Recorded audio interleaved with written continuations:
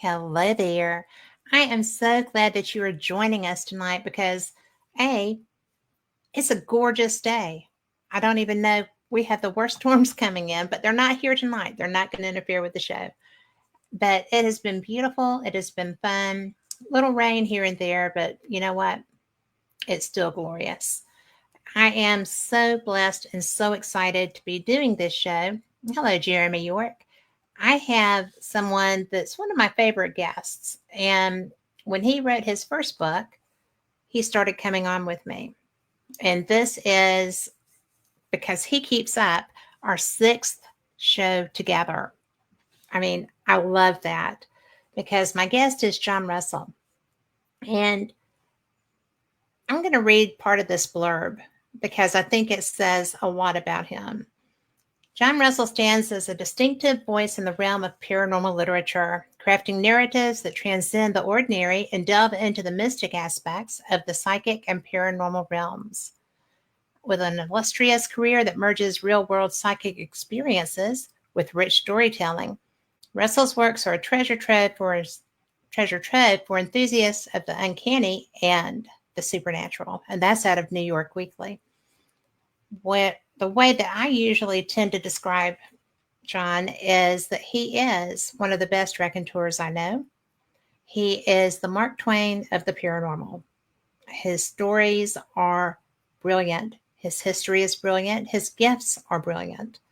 And if you want a reading, you can reach out to him and he will tell you how to do that. And I've not had one, but I probably will at some point because I trust him. There's not a lot of people I would say that about with my spiritual life. So let's bring on my friend John Russell. Hi. Kat, bless your heart. That was such a sweet, glowing introduction, and I appreciate it so much. And I appreciate your friendship. And it is our sixth time together to have an interview together, and it's always a wonderful time. We have a great conversation. We run out of time before we run out of topics. Every time. Every time. So I can't wait for tonight. It's going to be great. And thank you again. And thank you to everybody that's listening, watching, tuning in. And I'm not seeing the chat sidebar. I haven't set that up. So if anybody has any questions, relay them through Kat, and we'll do it that way. We will grab them and growl. It's not a problem. Absolutely. And Lori Dorsey is in chat, and she is actually in Ohio, and these storms are coming that way. Oh, so for our Midwestern friends, be careful. Yeah. Just pay attention and know that we love you and appreciate you. And if you have to duck out, we'll understand. Yeah, sending good energy that way. Yes. So, one of the things that that I love, I found you through fate. Yes. And it's really cool because I feel like I would have come across your books regardless. Yeah. But you're a friend of the magazine. The magazine loves you. Oh. And Phyllis loves you.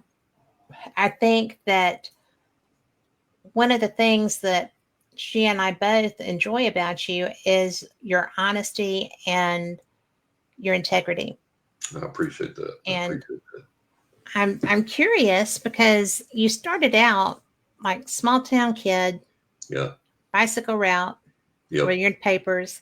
Yep. And I'm just going to interject here that one of my friends, Brenda Grantham, was the first female bicycle news person in Alabama. Right. But I think that it's really neat that someone who evolved into where you are now with you're just so full of love for everything. Yeah. Really. If it ain't fun, you don't do it. Yeah. Exactly. But most everything is fun to you. It is. I love life. I love my gifts. I love my abilities. I love my hobbies, my talents, my family, my pets. I just, there's so much to be grateful for. And I don't say that from a position of privilege or a life of ease, because my life has been a very, very difficult and a very rocky life. Yeah. I had a very difficult childhood, grew up in a very unstable home. And I think the thing that saved me all the way through was I had this innate ability to look for and find that sunflower growing among the weeds. And instead of focusing on the weeds, I'd focus on that sunflower and let it infuse me with joy and happiness and healing. And I think that's the thing that kept me going. And so, having learned to do that from an early age, I learned that's applicable all through your life, that no matter what you face, you got to keep digging for that little small bit of joy and happiness there and holding on to it, no matter how hard that it is. And let that see you through. You know, that is an imperative. And it's something that when you're dealing with the scenarios, it's very easy to get tugged down into the weeds. Yeah. And, you know, it's very interesting how different personalities, even in the same family, adapt Yeah. and interact. Yes. Because I'm a looking for the light person too. And one of my family members can't get out of the darkness. Yeah. And as a result, I feel like you attract, if you're in the darkness, I feel like you attract more of it to you. I think so. Yeah. And it's hard to, if you can't step out of it, then it tends to drag you. It does. It absolutely does. You know, and I tell my clients that, I say, look, you can't be in a bad environment constantly with negative people doing negative things or bad things or illegal things. Okay. And thrive in that. You can't accomplish anything good in that because there's nothing good there. It's all deceit and it's all evil and it's all negative. There's nothing positive there. And you have to remove yourself from that environment. And I talk about in my latest book that's coming out this summer, I talk about that, the fallacy of bloom where you're planted, because a lot of times you can't bloom where you're planted. You have to get yourself out of that environment and get into a more conducive environment for your well-being, for your health, for your future, for your career, for whatever you want to accomplish. And interestingly enough, I've been an avid gardener my entire life. Yeah. And I learned that lesson that you can't always bloom where you're planted. I learned that from gardening. And as long as I have gardened, I've gardened since I was a kid. And I've got that proverbial green thumb. I can put a stick in the ground and get it to grow. I do not. I have a black thumb. And in spite of all of that, you know, you always learn. You never master anything. You're always learning. Yeah. And when I was living in New York and I had one of my gardens there, the other side chose some very specific things that I talk about in the book to help me to realize that lesson that, you know, bloom where you're planted is a fallacy. You can't always do that. And so I learned from that. I included in the book, and I tell people, look, you know, there's places that you're not going to make a difference. You can be that sunflower among the weeds. The weeds may choke you out. You know, well, it does that. I mean, yeah. It's just like if you're gardening, you know, you can have the beautiful roses, but if you're not taking care of those, exactly, then your garden is going to reflect the effort you put into it. That's it. And we do have to realize. It's not a popular thing. Yeah. And we do have to realize that, and this is, again, is a lesson from life, and whether we like it or not, this is just the way it is. We do have to realize that there are pests and pestilence and diseases and trials and tribulations and problems that overtake us. And that's just the status quo on this planet. And if you don't believe that that's the way it is, go out and plant a garden and see what happens to that garden. And you're going to find out that every pest on the planet comes and attacks it and tries to destroy it, eat it up. And yet it's a constant battle against the pests, the bugs, and everything else. The birds. The birds want to come and eat what you've grown. Other critters want to come and eat what you've grown. The diseases hit the plants and try and destroy them. Sometimes do. You know, the bug pests hit them and eat them up and cause problems. And it's a constant struggle. And so we have to realize that. And I think that transliterates then into our spiritual life and what we want to try and do. And we have to realize, hey, we're going to have these things coming against us. We're going to have these things we have to work against and resist and fight against, because that's just the way of the world. It's such an interesting time to be having this conversation. Yeah. I don't do politics. Yeah, I don't either. Not at all. But, there's so much Vitriol. Because of the there's so much vitriol. And if you have vitriol and hate, and it doesn't matter who your team is, I don't give a rat's butt, because you know what? When you're in the voting booth, that's you. Yeah. And I don't need to know how you vote. Right. You don't need to know how I vote. It's my right. It's your right. It's everyone's right that's eligible to do it. Exactly. But we're based on having fought off all kinds of stuff. Mm-hmm. And we have fought for good across the world. Yeah. We will still do that, because government's not one person. Right. And it's so important to remember that we're all humans. Yeah, exactly. Exactly. If you liked each other, then you should still like each other. Exactly right. Exactly right. And I hate, because I'm a light worker. Mm-hmm. Mm-hmm. This is slaying me. I can't stand all of the negativity from every side. Yeah. And my friend Cheryl posted today, she's a trans woman, and has been since God was a child. Right. Right. I mean, Vietnam era veteran. Yeah. And to see her feel threatened, Yeah.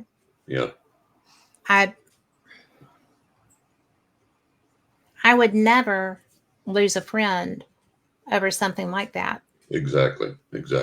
And it's not my business to say if someone's fear is real or not. Yeah. If they feel it, it's real to them. Yeah. Yeah.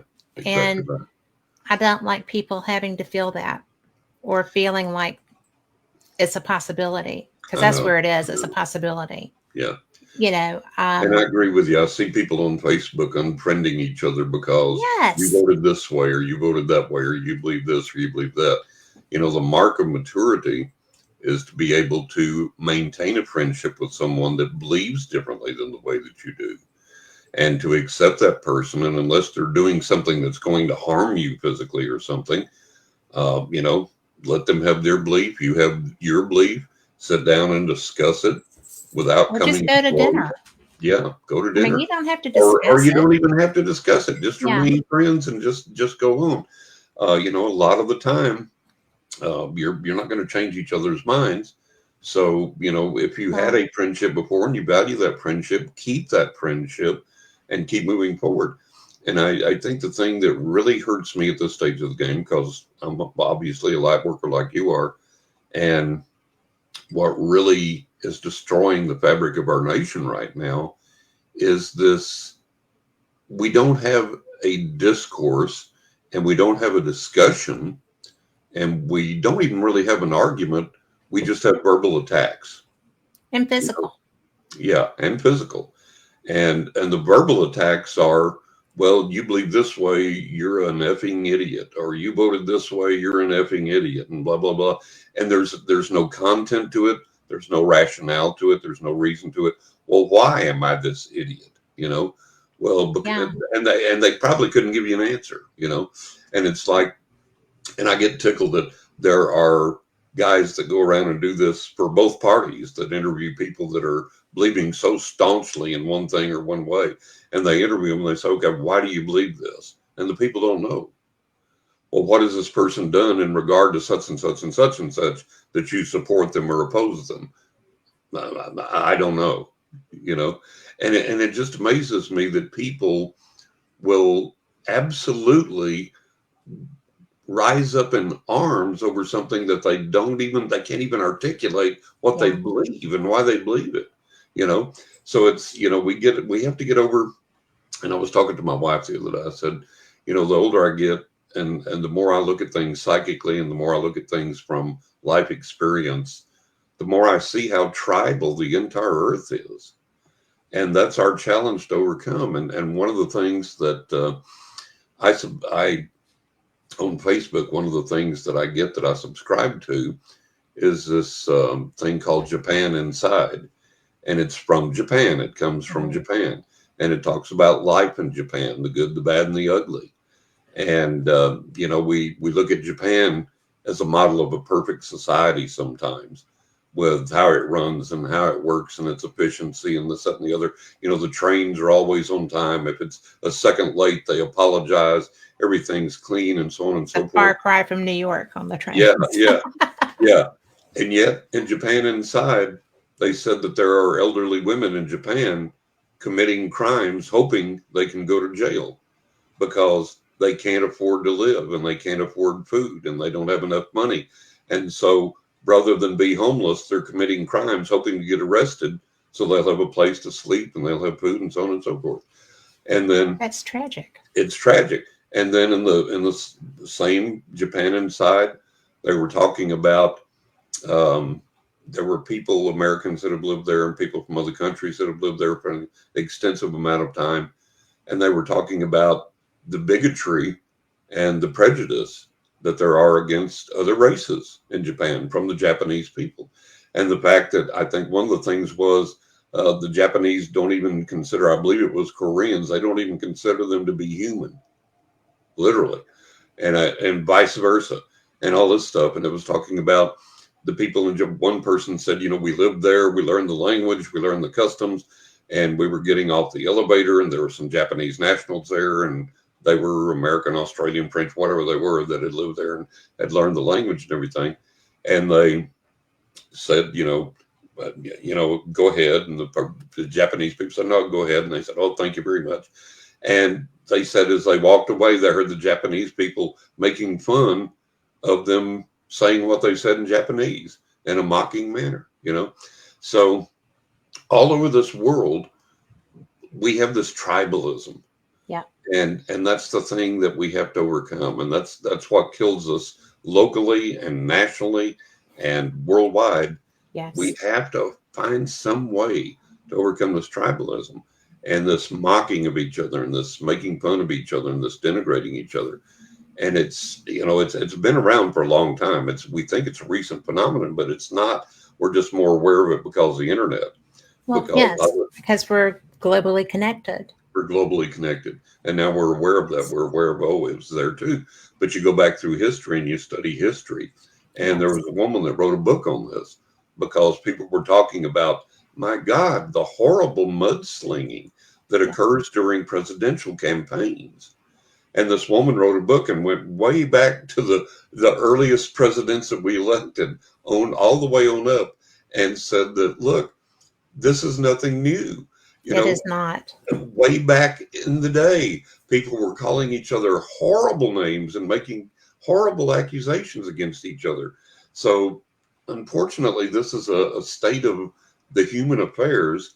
And that's one of the things that we wrestle against. But I think that now, with the advent of the internet and with the ability to communicate so rapidly, without thinking, without analyzing, without sitting down and asking, is this true or not? I think that exacerbates the problem. And I see this with my friends online, and they will instantly, if it falls within their purview, and by purview, I mean their tribe. Yeah. And if it's something that falls within that purview, they will immediately share it without bothering to see if it's true or not. Yes. And I go online and I choose several sources and I research it. And then I go back and I say, hey, no, this is not real. This is clickbait. This is false. Da, da, da, da, da. But it seems like that it's an uphill battle because it seems like people are, more willing to believe the lie than the truth. And because the lie feeds their narrative. No matter what side of the coin, the lie feeds the narrative. Exactly right. Exactly right. I think a lot of it comes back to the, everybody gets a trophy. Yeah. There's no winners. There's no losers. There's no dealing with the emotions that come with having lost a tournament. There's no, right. Having to deal with having been cut from a team or whatever. choose your Yeah. experience. But Yeah. I know that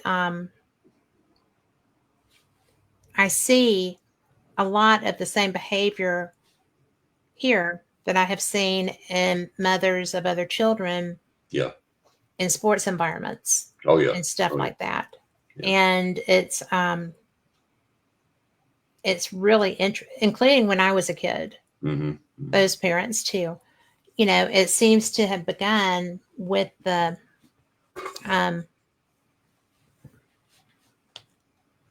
late 70s Yeah. into the 80s. I graduated high school in 80. Mm-hmm. And it was becoming prevalent there Yeah. in my part of the world. Right. And I feel like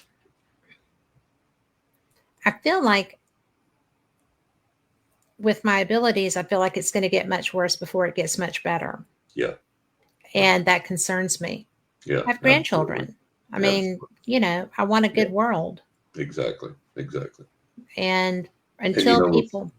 The sad thing is, excuse me, the sad thing is that it spills over into the spiritual community and the paranormal community, because people make these snap judgments and these invalid judgments, and it becomes a very tribal thing.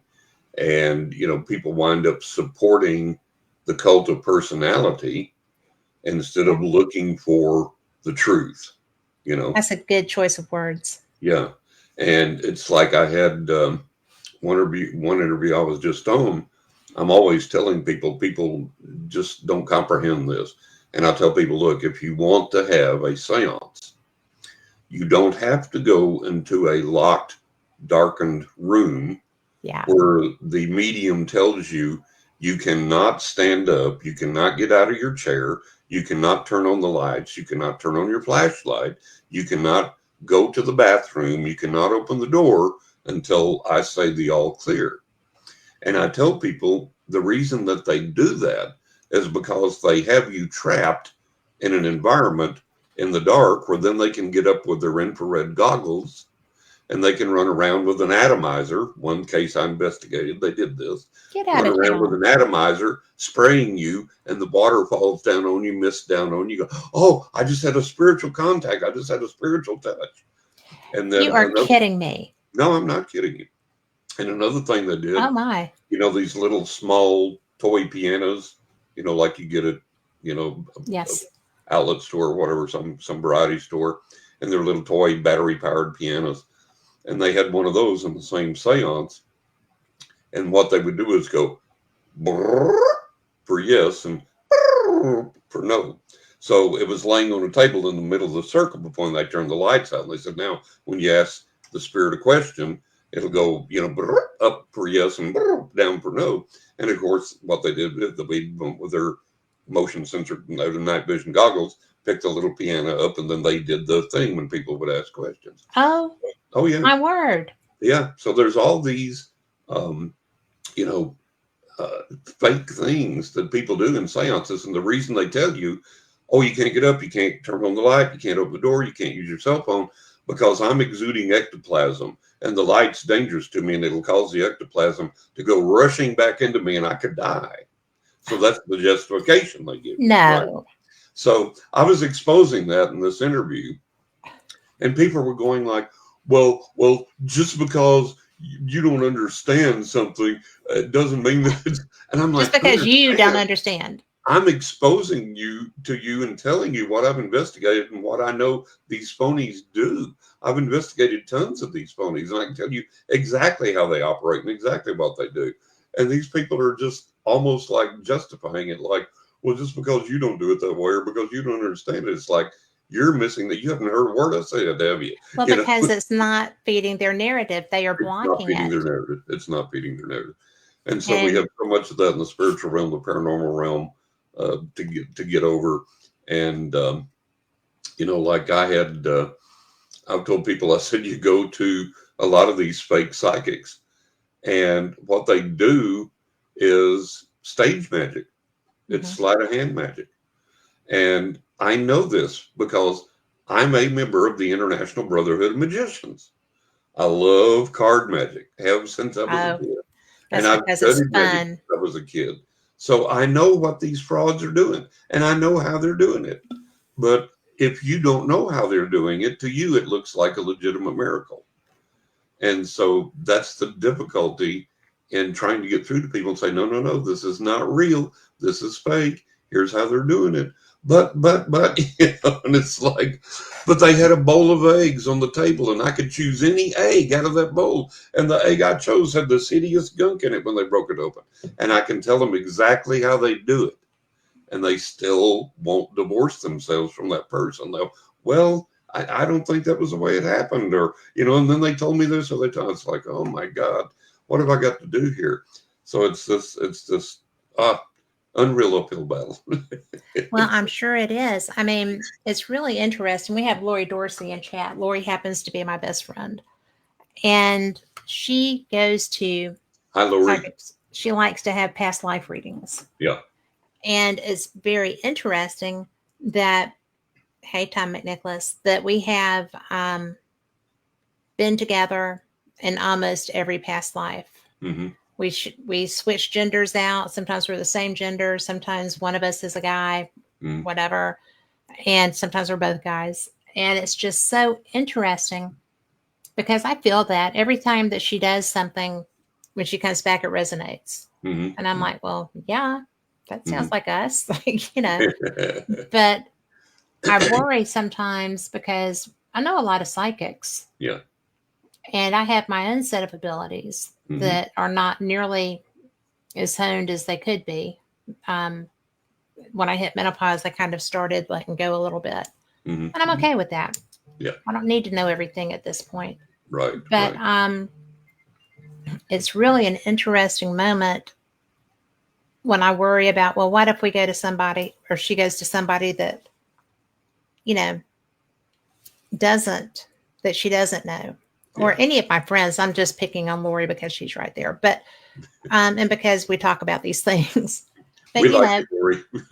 Yeah, that she's, she knows the people that she talks to about these things. And I think about people that just randomly, this state psychics that's on the internet and, you call and get all whatever. I know women and men who have worked for them that I would not give 2 cents for their abilities. Exactly right. Exactly. Because I know them. Yeah. Yeah. And there's a lot of people out there working very hard to make people like you not be trusted so much. Exactly right. Until they talk to you. Exactly right. I mean, you are the real deal. Yeah. I know a lot of people who are. Yeah. I am for my life. I don't try to share it for somebody else's, but it saved my life more times than not. Oh yeah. Oh yeah. And it's really wild to see how many people feel like they need to be going out and be known to be psychic, to be whatever. That don't have the skills. Exactly right. That's one of the things that I've wrestled with for years and years, trying to get people to understand. You can read a book on how to read the tarot cards and do a couple of readings for your friends and family, and then you hang out your shingle and say you're a psychic and a tarot reader and you're ready to do it professionally. And when I started reading, I've read professionally now for over 50 years. When I discovered my psychic gift, I was like 6 years old.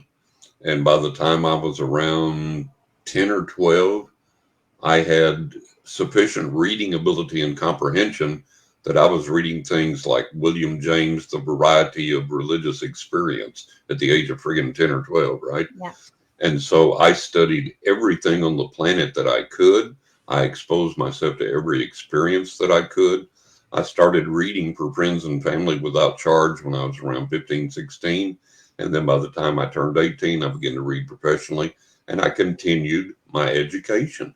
I continued to study, and I've studied my entire life, investigated, explored. Is it real? Is it not? Does it work? Does it not? So on and so forth. How do I make this better? How can I do this better? So on and so forth.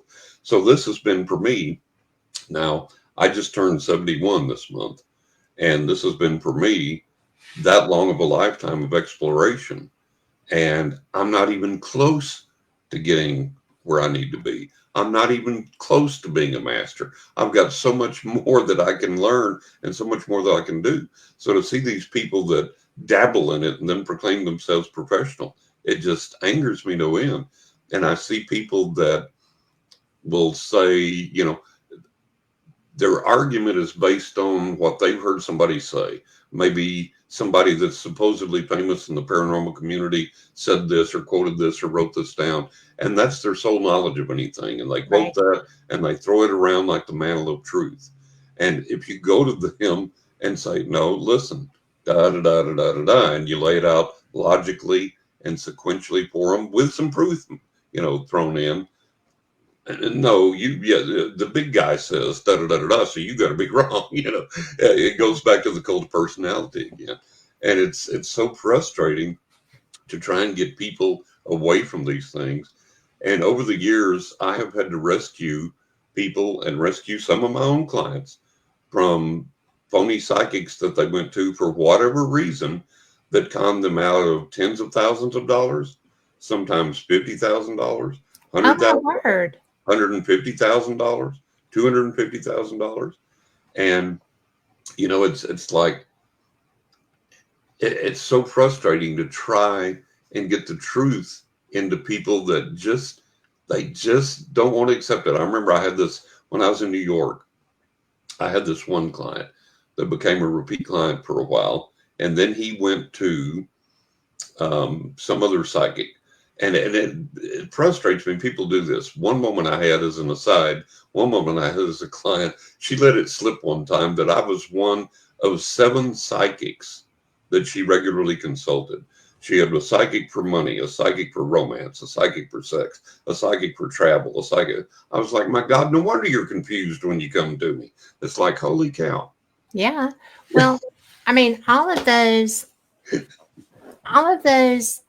can be addressed. Yeah. I don't even know 7 psychics. I with what I do, I don't know 7 psychics I would trust to be feeding me. This guy, this client I had gone to another psychic for whatever reason, and he had fallen under her spell. And she told him that I was an ancient demon and that I had it gets better, that I had been with him through thousands of years of incarnations, and that I had followed him and tormented him, and that I had come in this incarnation as a psychic to connect with him again and to mislead him and to misguide him and on and on and on. So, and this guy had wrote me this in an email. And so I can't come to you anymore. I can't, So I called him and I said, listen, for Christ's sake, listen. And I told him, I said, this woman is a fake and a phony and a fraud, and she's misleading you. And this is the stupidest thing that I've ever heard uttered out of anybody's mouth. Don't fall for this nonsense. His response, she's the real deal. I believe everything that she told me. I believe that you're this ancient demon that keeps cursing my life and all this on and on. Coming to you? Yeah. And on that's and on. So I was like, okay, whatever. Oh my gosh. So I can't remember how many months went by. And he sent me an email. He didn't call, but he sent me an email. And he said, John, every single thing that you've ever talked to me about in a reading has been accurate, and every single thing that you predicted has come true, has been accurate. And every single thing you told me about this woman that I didn't want to believe and didn't want to hear has been the total, complete, absolute truth. And she's been the biggest fake and the biggest phony and the biggest fraud and conned me and taken advantage of me. And he said, you, sir, are everything that you've ever said you were. And he said, for a psychic, that's a pretty good recommendation. I can recommend that. And everything you've told me has been truthful and honest and right. And she was everything you said she was, that she was a fraud and a fake and a phony. And so, yeah, I didn't write the guy back and say, I told you so. I just said, I'm glad that you came to this understanding, got out from under her spell. But Because it is a spell.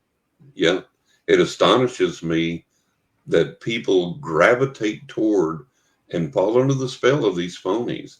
And I just don't get it. I just don't understand it.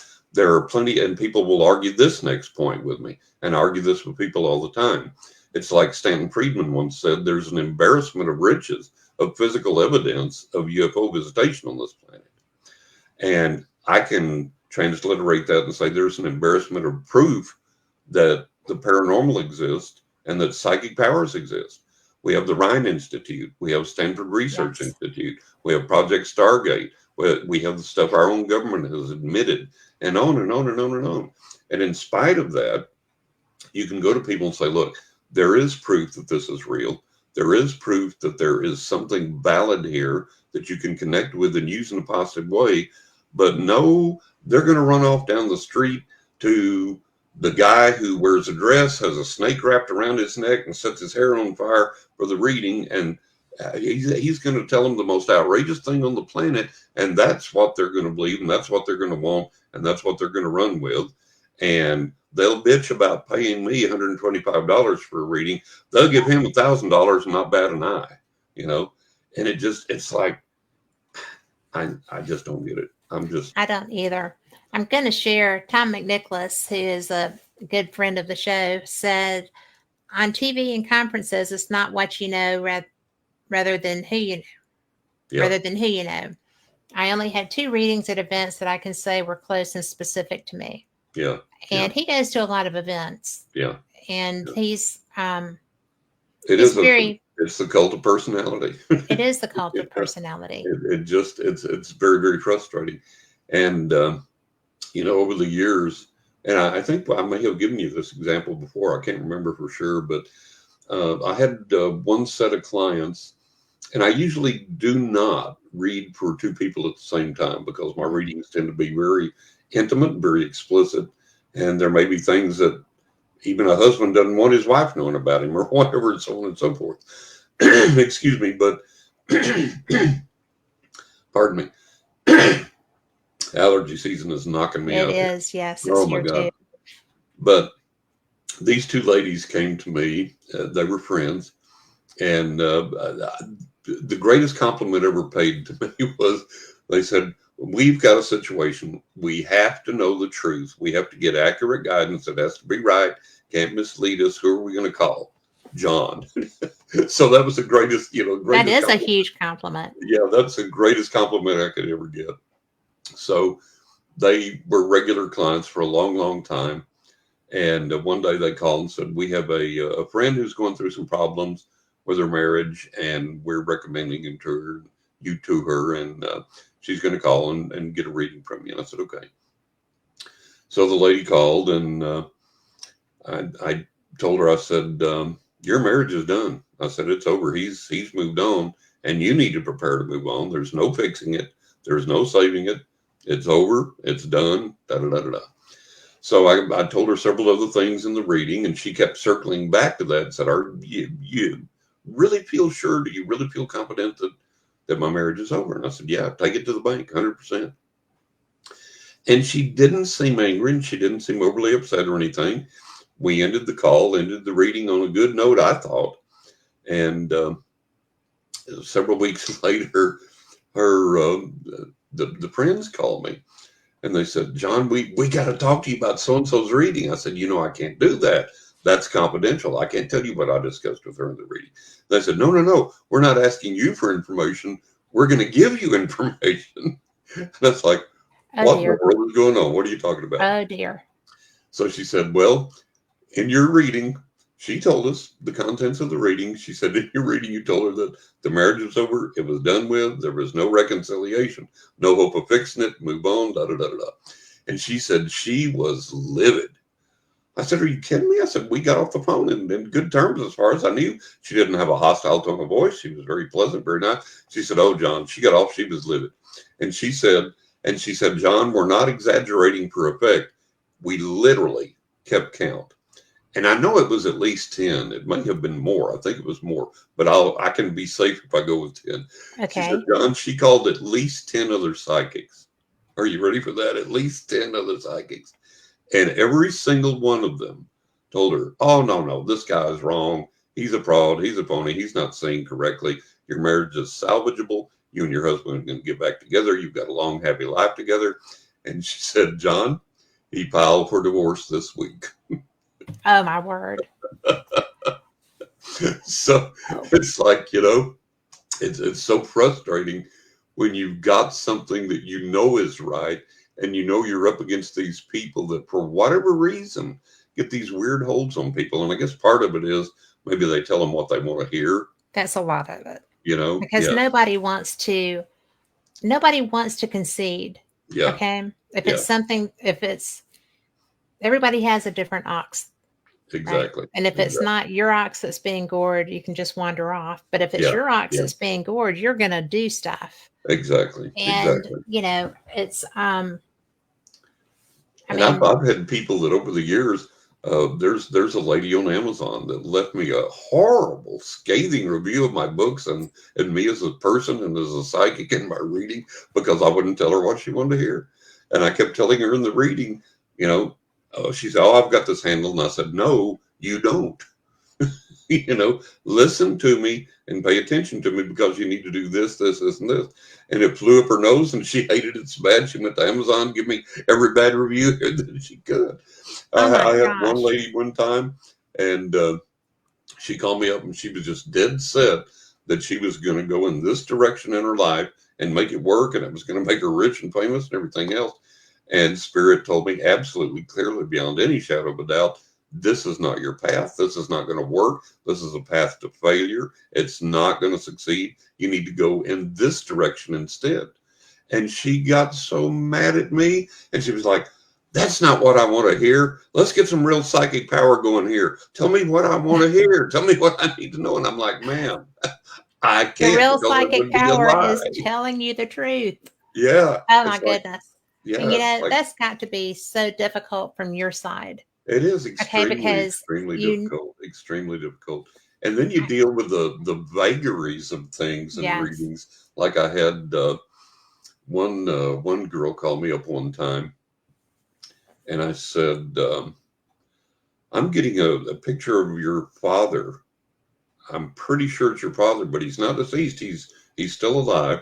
And I described him. She said, "Yeah, that's my father to a T." And I said, "Well, you're having financial difficulty. You're knocking heads with your dad over money." And I said, I think specifically about a trust fund. Do you have a trust fund? No. I said, okay. I said, you arguing with your dad about money? No. Okay. So I tried to get into the reading. The other side would not let me progress. And I finally told her, I said, look, this will just keep coming back again and again. They're telling me that this is a money issue. You're knocking heads with your dad over a trust fund. I cannot go any further in the reading till we address this. So she takes this big deep breath and she sighs and she goes, all right, yes, that is my father. And we are knocking heads over my trust fund. But that's not what I want to talk about. It's like, So well, hello, hello. It's like, oh my God. And then I had one client one time. Um, her mother brought her to me. Her mother had been a client of mine, got a reading. She said, told her daughter, she said, oh God, you got to go to John. And like I say, I usually don't let two people come in at the same time, but she asked if she could sit in on the daughter's reading. And for some bizarre reason, I said, yeah, that'd be fine. Okay. And it was a good thing I did. So we're sitting there during the reading and her daughter was involved with this guy. And I said, listen, the key to understanding this guy, you have to understand this is not a suit and tie guy. He's not an office guy. He'll never be behind a desk. He has to be outdoors. He has to be active. He has to be out in the open. And she goes, no, no, no, no, no. That's not right. And I said, what do you mean? And she goes, he's not a suit and tie type of guy. He would never be in an office behind a desk. He's got to be outdoors, free and open doing something. And her mother looked at her bug-eyed, and I looked at her bug-eyed, and her mother said, did you hear what John just said? And she went, what? And she said, that's exactly what John just said. And she goes, oh, you did? It's like, So What? things get wild during readings. Oh my gosh. Yeah, yeah. It gets frustrating, and it's bizarre to overcome. It gets really That one's strange. bizarre. It is. It's really strange. Oh, the best one. The best one. I talked to this guy one time. I said, "I'm seeing your son on the other side. Is your son deceased?" He said, "No." I said, "Your son's not dead. He's not crossed over." No. I said, "Well, I'm seeing this great big huge gulf between the two of you, this vast distance between the two of you. And to me, that indicates he's on the other side." No. Well, are you apart like physically, like is he in another country or something like that? No. Okay. So I go on with the reading and he's fine with the rest of the reading. I keep going back to his son. Nope, son's not dead. And we get to the end of the reading. I say, "Well, okay, before we wrap up, is there anything else?" He said, "Yeah, I wish you'd have been able to tune in and spend more time talking about my dead son." What? Swear to God. Swear to God. I'm like, okay, I think I'll go get a beer now. Or two. Or two or three or Oh, 10. It's good like, heavens. oh my God. Oh yeah, it's just all kinds of bizarre things that you go through. And then the people that really connect with the accuracy of the reading that you've given them, it may scare them so bad they never come back. I had this one guy, a new client, and we were doing the reading. Everything was going along fine. And I said, "Hold on." I said, I'm your mom's coming through. I said, "Your mom's deceased, didn't she?" And he said, "Yeah." I said, "Your mom's coming to me." And I described her, and he said, "Yeah, that's my mama." And I said, "Hang on a minute." And I got this name, and I'm not real good with names usually. And I got this name, and I didn't trust it. I didn't believe it because it was so bizarre. It was something like Beluga Macaluda or something. I mean, it was just, it wasn't that, but it was like, it was bizarre. Right. It was just this name that nobody would have. And the other side kept pounding it to me, pounding it to me, pounding it to me. I said, "Oh God, okay, what the hell? What have I got to lose?" So I said, I'm getting your mom's name, and your mom was, and I gave him this bizarre, weird, offbeat name. And just total, complete silence to the point that I thought the line went dead. And I said, "Hello?" Nothing. I mean, you couldn't hear a thing. And I thought, God, I guess the call dropped. I said, "Hello?" I said, I guess the call's dropping. If you can hear me, I can't hear you. I'm going to call you back." And real softly, he said, "I'm here." I said, "Oh, okay. I thought I lost you. Things got so quiet." I said, what's the matter? What is it?" He said, "That's my mama's name." And never called me again.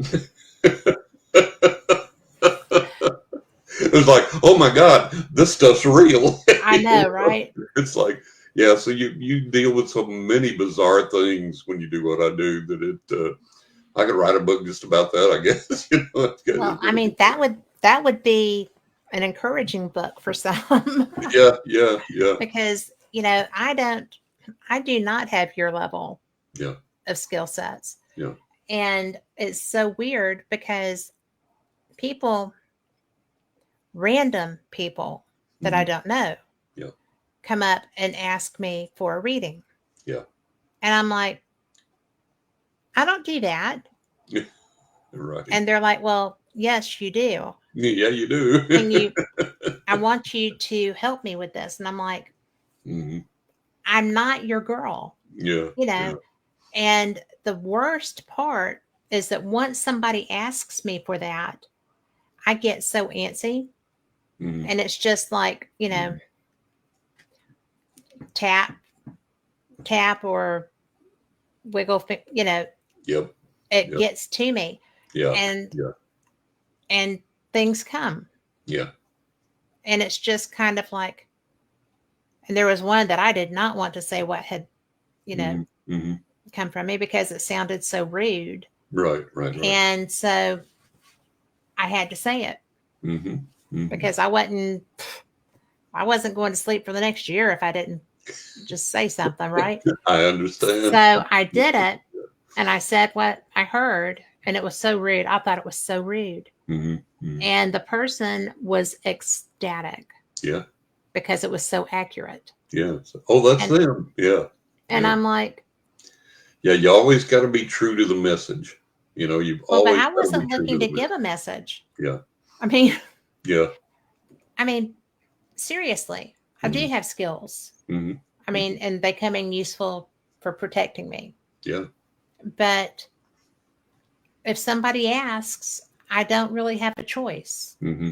Mm-hmm. It's a very strange thing. It is. Is Yeah. that something that happens to people that talk to you?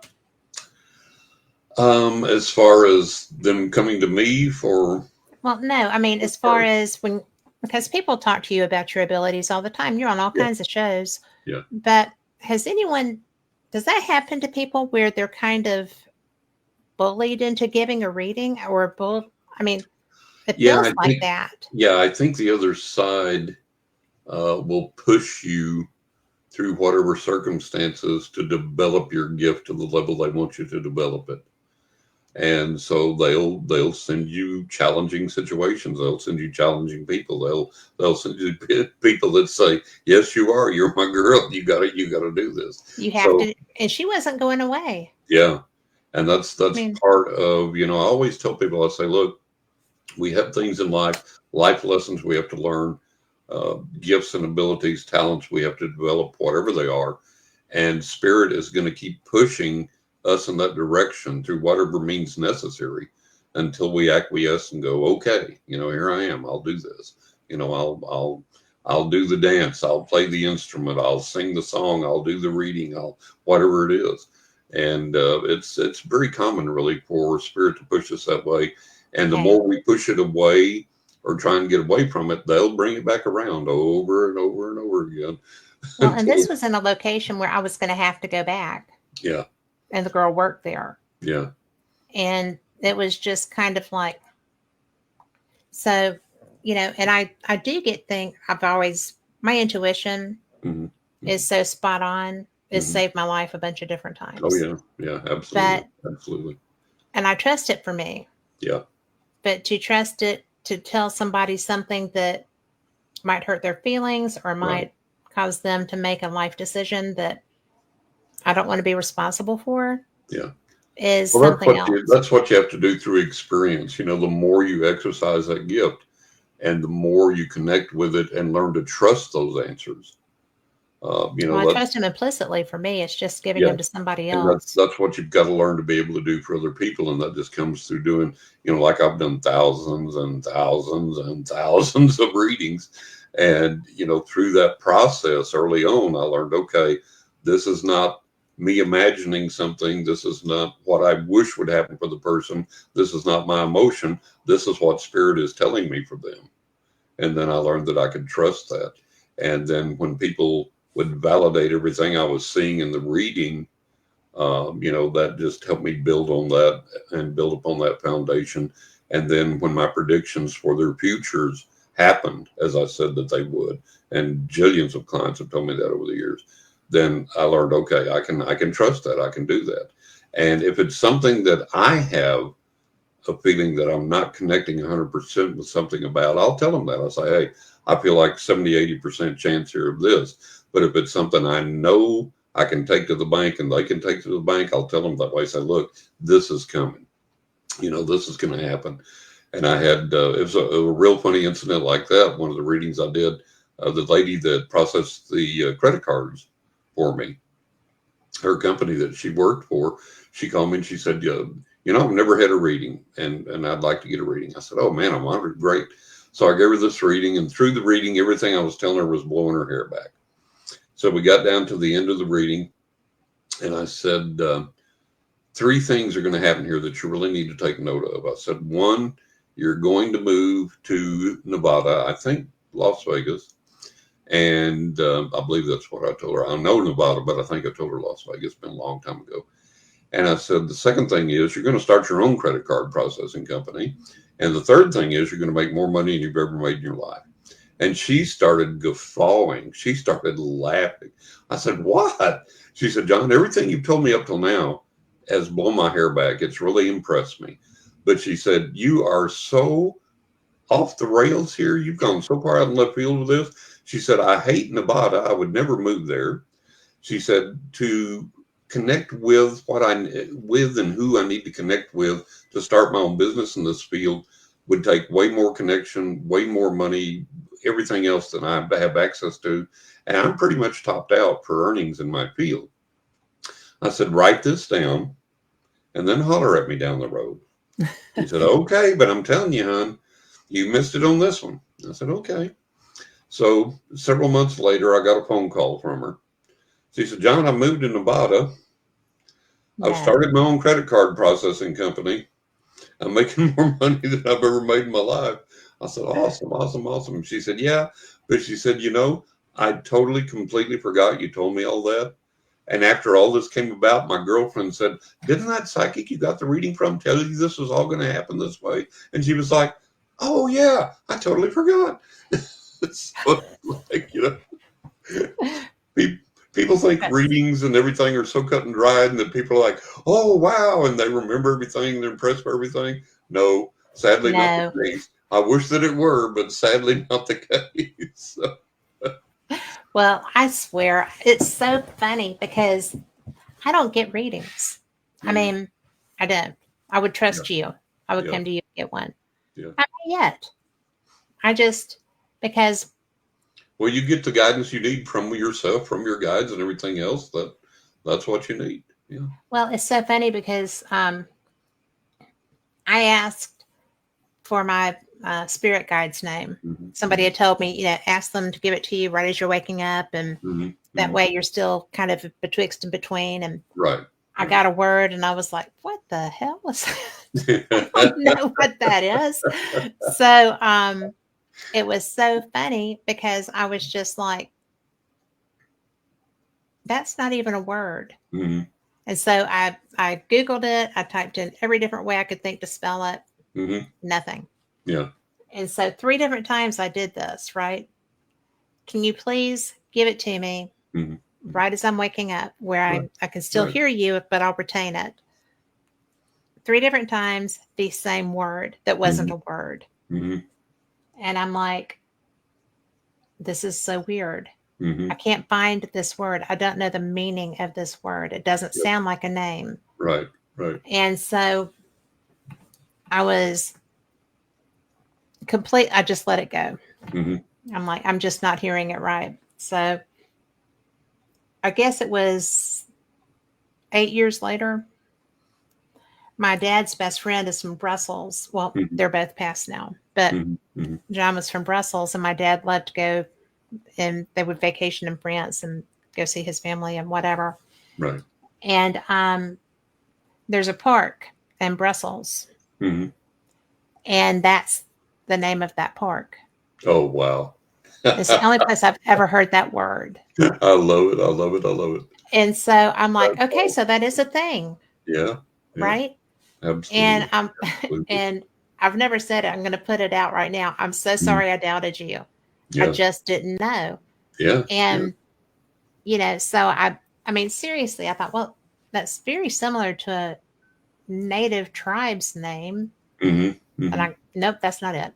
And then I'm like, well, okay. But we are at the top of the hour, but I want to let people know that we're giving away a copy of Fate Magazine. And it's an older one. They're gorgeous. Yeah, if you've seen Fate Magazine, our covers are stellar. I mean, they are fantastic.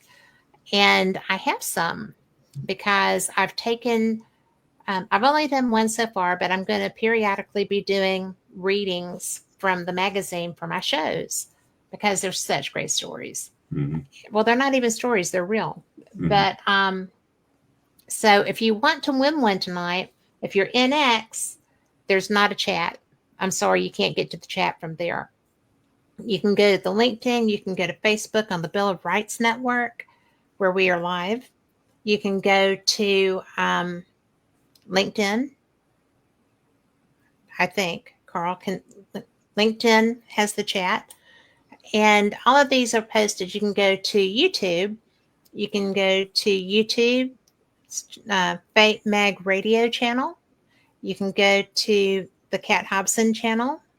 You can go to the WBHM-DB channel. So that's my network that I own.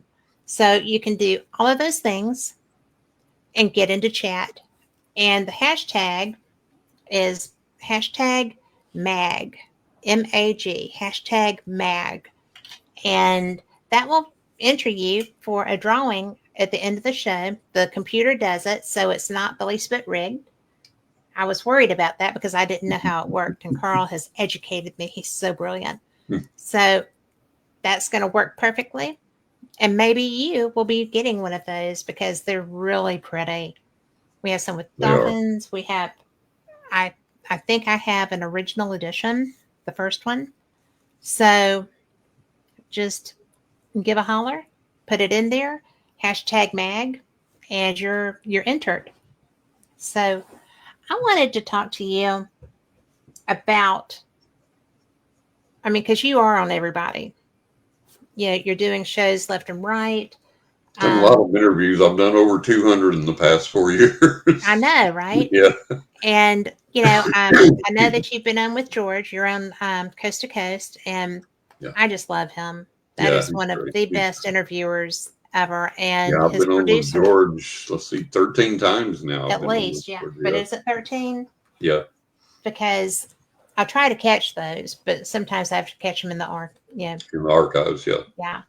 Yeah. But that says a lot because his producer Tommy is really pretty keen on you. Yeah, bless his heart. I appreciate it. Yeah. Yeah, Tom. Yeah, he's a great guy. Bless his heart. He is Yeah. one of the nicest men. But you're everywhere. Yeah. And if people wanted to reach out to you, do you have time to do the readings that are coming to you? Well, it's about anywhere from a 3 to 6 month wait. Okay. So that's the standard, about a 3 to 6 month wait. So new clients are always welcome. I have repeat clients that I deal with, but new clients are always welcome. But it is about a 3 to 6 month wait. I was just curious because I know how busy you are because you're really getting a lot of coverage and you're really good. Yeah. So well, thank you. Bless your heart. I appreciate it. It. Yeah.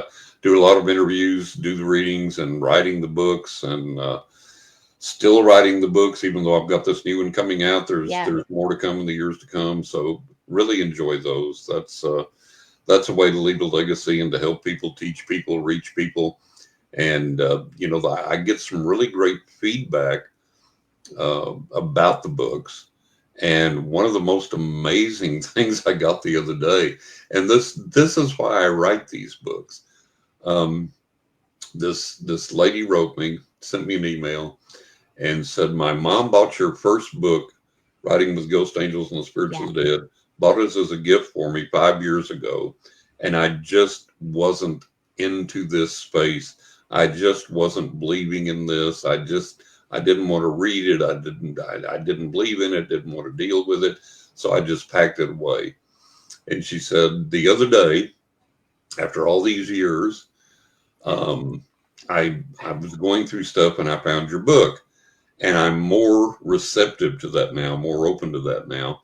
So she said, "Well, okay, I'll take this out and I'll put it on my bookshelf, and I need to read it. I'll get to it." And she said, almost every single day, your book would appear on the floor in front of my door. And I would pick it up and I would put it back on the bookshelf. And the next day it would be on the floor in front of my door. And this happened repeatedly. And she said, so I took that as a sign. The Spirit wants me to read this book. I need to read this book. And she said, I started reading the book, and I actually began to have some of the exact same experiences that you did in the book. And that let me know that this is all something that is very real. It's an important part of my life now. And thank you for writing this book. So that's why I write these books. But it was just so awesome to, I'd put this book on my shelf. It'd be on the floor in front of my door. I'd put it back on the shelf. It'd be on the floor in front of my door. So this is why I write these books. Let people know. I have to ask you, when she let you know that, did you direct her to your other book, 20 Ways to Increase Your Psychic Abilities? Yeah. Because that would be the next step. Yeah, that would be the next step. Yeah. So she's aware of the books, and that's why I write those books. And it's a beautiful legacy to leave. It's a beautiful gift to have and a beautiful thing to share. And man, when you get somebody that gets it and it makes an impact in their life and they write to you about it, It's a really good feeling, a really great thing. Oh, I have to say one thing though. What's that? When you were talking about the word that made no sense, I had ordered. There was a company that's out of business now. I still have the board, but they're out of business now. And when I was living in New York, and this is decades ago, this this new Ouija board company started up. And I said, oh God, I've got to have one of these boards. Now, for everybody that's listening that instantly blanked out, oh God, Ouija boards, you're going to get an attachment. You're going to open a portal to hell. The devil's going to come get you, blah, blah, blah. No, read my book, 20 Ways to Increase Your Psychic Abilities. I have a whole chapter on the Ouija board. Listen, if you're afraid of using the Ouija board, then you should be afraid of tarot cards and pendulums and crystal balls and dowsing rods and everything else. You're not. It's the same motive energy you're using with those things that you use with the Ouija board. So get over the Ouija board thing. So anyways, I ordered this new Ouija board. And the house that we lived in at the time, we had all these windows. It's a colonial style house. So we had all these windows on the first and the second floor that faced the street. So you could see all the way across the street, up and down the street, everything else. So I was futzing around, and I was between clients and had a little time, and I heard the doorbell ring. So I went downstairs and looked out the door. Nobody was there. No delivery vehicles. The street was virtually bare. There was no foot traffic. This was kind of early in the day, maybe a little bit before midday, so not a lot of activity. It was a small town. And I thought, well, maybe it's somebody pranking me. So I opened the door, stepped outside, looked all around outside. Nobody's around. I said, okay, whatever. But the doorbell definitely rang, and I'm used to all this spirit activity anyways. I've had these thousands of physical paranormal manifestations and a lot there. And so I said, well, okay, whatever. So I said, hey, guys, and went back in, closed the door, locked the door up, walked into the kitchen, which was a short way away to get something, walked back down the hall toward the front door, and there, balanced on the front step, vertically like this, not on its side or not laying flat, but balanced vertically on one of the lower steps, was this box that contained the Ouija board. Now, you know, the boxes like this and like, you know, yay high and yay wide and all this, and it's sitting there perfectly balanced on its short end on the step. Wind hadn't blown it over, hadn't seen anybody come. This was seconds after the doorbell rang and nobody was there. Mm-hmm. And I was like, what in God's name is this? And I went out and got the box, and it was the Ouija board. I was like, holy cow, that's an arrival. That's an appearance. Yes. Excuse me. So I take it upstairs and unbox it, welcome it to my home, and start to use it. So start getting gibberish right away. And people who use Ouija boards know that sometimes that's not uncommon. And I said, okay, you got to settle down here. You got to communicate with me in a way I can understand. And it very forcefully starts going to these exact same letters that are just friggin' gibberish. I was like, okay, this ain't cutting it. We gotta, no, you gotta give me something I can work with here. Give me something I can understand. So now I put my fingers back on the planchette and forcefully, like, it goes back to these exact same letters, and it's gibberish. I'm like, yeah.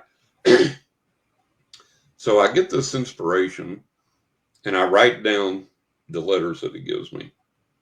And it's just gibberish. It's a bunch of consonants and very few vowels and everything. And I'm like, okay. And I'm staring at it and looking at it like, what are you trying to tell me here? What do you want me to figure out of this mess? And all of a sudden I get this inspiration, go online and enter these words, enter these letters, enter these words. I do.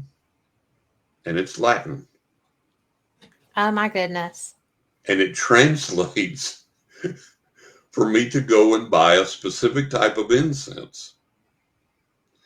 And I look up this incense, and the psychic, the spiritual properties of this incense meet exactly a need that I had at that specific time to burn this incense to attract this spiritual quality into my life. Oh my gosh. Yeah. And then after that, it started talking to me in English. but first it went through that. It was like, okay. So when you get gibberish words or what you think is nonsense, hang on to them, because it may be like with Kat, it may take several months, or it may be like with me, it comes just almost instantaneously. But a lot of times you will get that information, that translation, whatever it is you need, or whatever reference is there. So when you get things that you don't immediately understand, hang on to them. Well, you have to. I mean, because I knew it kept happening, Yeah. right? Yeah. But So I think that's hilarious because it was adamant. yeah. And I that's mean, it like was with just, the, it became more and more and more forceful. You know, it would go Mhm. to these letters with increasing strength and accuracy and clarity. And it was like, okay. And then when I plugged it in and it was Latin and it actually yeah, translated into English that made sense and was appropriate to my situation, it was like, oh my yes. God, this is wild. This is crazy. Well, I just have to say that I'm trying to find the first part where Lori was talking about this. But uh, when Lori's looking, trying to get her spirit guide's name, Right. mine was Malgonquin. Hmm. So, which I'm sitting there thinking, Algonquin? Hmm. That's a Native American tribe. No, Right. Right. Malgonquin. And I'm Yeah. like, okay. Still don't know what it is. Right. So, and Lori said that she's been told 2 different times that she can't pronounce his name, so she's supposed Hmm. to call him Sam There you because she go. can remember that name. Yeah. Yeah. And Tom And you know, McNicholas. sometimes over the years, I've asked various spirits that have been with me for most of my life if they had a specific name that they wanted me to call them by or Mhm. give to me or whatever. They're like, no, don't need Just to. here. You Yeah, know me. I know you. You recognize my presence. You don't need a name. You know exactly. when I'm here. You know what I do for you. You know when I'm around. You know my energy. So you don't need a name. It's like that's one thing that people, especially clients, are always obsessed with. What's my spirit's guide's name? It's like you don't necessarily need to know. If the Well, connection is there, if you recognize them, they yes. could have a name that you can't pronounce, like you said, or they could have a name that's private. They don't want you to know. You Yes. know, they Well, could would you have a still? name. Maybe they've been through several dimensions and incarnations and whatever, and use several different names. And it's like there's no point. You know, I've had 1,000 names, so it's like, Well, yeah, because if they've been around for millennia, then yeah, that's a strong possibility. yeah. But Tom wants to know, do you ever get someone else's reading coming to you by someone you're not trying to read? Do they ever cross over, I guess? No, no. It's no. I'm just the channel's always open, and you know everything that comes is meant to come, and I receive it, and it doesn't bother me, and everything's as is it's supposed to be. Well, that's interesting because I had thought too, when we first started talking so many years ago, it's hard to Hmm. believe it's been I know it's years. been a while. I know, I love it. But I always have wondered if if that can get crossed. Hmm. If because I've never gone with someone to have a reading. I've never gone anywhere to have a reading Yeah, specifically. But yeah. It doesn't ever get crossed, but there are occasions like in group things that I've done. It doesn't really necessarily get crossed, but the focus will shift. It's like, okay, I'm talking to you about this now. Oh, wait, all of a sudden over here, so and so and so and so, you know, and it does like that, but it never gets crossed over. It never gets mixed up. It always stays distinct and separate. I know that what I'm saying for you is for you, and what I'm saying over here is for you. So okay. it doesn't ever get mixed up. It doesn't ever cross over in that way. Do you do I feel crazy asking you of all people this question, but I mean, we don't start out being brilliant at Right. everything we do. Exactly. Do you do like reader development kind of things? Is there such a thing? As far as Like honing improving, and developing further? oh Or yeah, are you good pretty Lord, much yeah. at apex? No, I'm not even close. It's I constantly study, I constantly practice, I constantly connect with the other side. I constantly strive to make that connection cleaner, purer, better. And it's something you never accomplish. It's always a learning process. Because I know how long you've done it. Yeah. So Over 50 years, and it just blows my mind. I've read for clients in over 40 countries. holy cow. How crazy is that? I look How at that, cool I'm is like, that? my God, it's like, India, England, Pakistan, uh, Israel. I mean, just everywhere. I have read for people in over 40 countries, and it's like I've read for people in Russia, in Estonia, I've read for people in Mexico. It just boggles my mind to It's very think of that. cool. It's amazing. It's such a gift, but it's like, oh my God, over 40 countries. And yes, I've kept track of them because as I started to get more and more and more foreign clients, I would like write them down. And of course I had records of them in the payments and everything. And it was like, oh my God, I've got this huge international clientele here, you know, and a lot of repeat clients from like the UK and things like Mhm. that. And it was just like, my God, what a gracious gift to me to have this worldwide reach. I And have friends who have reached out to you yeah, and let me know that. yeah, And I think that's pretty cool. it is. It is. And And they're UK based. yeah, So they're the yeah, only ones that ever reach out to me to tell me things like that. I'll get, oh, that was a great show the other night or whatever from right, right, everybody. But right. then, you know, something specific like that, just Yeah, my UK friends. yeah, yeah. So I've with one done in France. 13 UK podcasts so far, 13 different UK podcasts. So that's been a lot of fun. I had the privilege of doing 3 interviews with Howard Hughes before he died, before he crossed over. Yes. I think And that's one of my favorite things about you. in 2 of the interviews that I did with Howard, he experienced paranormal phenomena in his flat while we were on the air. And it was virtually the same phenomena each time. And he said, "I'm not a woo-woo type of guy. I'm a black and white, practical guy."